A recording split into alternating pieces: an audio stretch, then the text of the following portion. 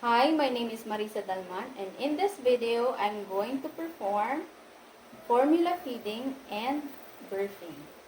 Make sure before performing this activity, make sure to perform hygiene. Before I start, I'll show you first the materials needed.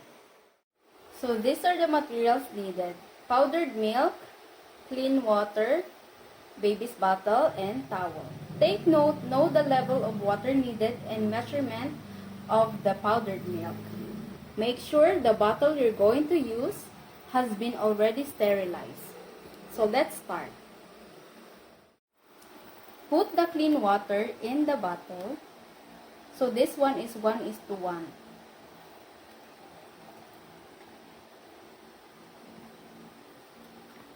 Yan.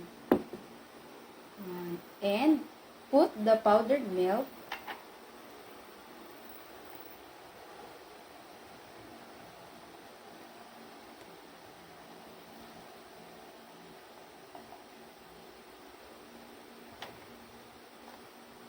make sure to cover well the powdered milk, and then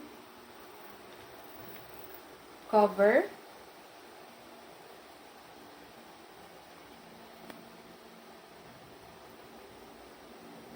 and then you can now shake to mix it all together.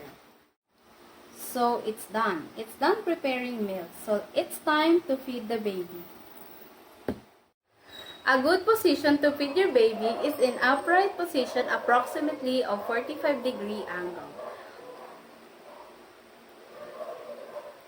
And also, when feeding the baby, look for a sign that your baby is full and finish feeding.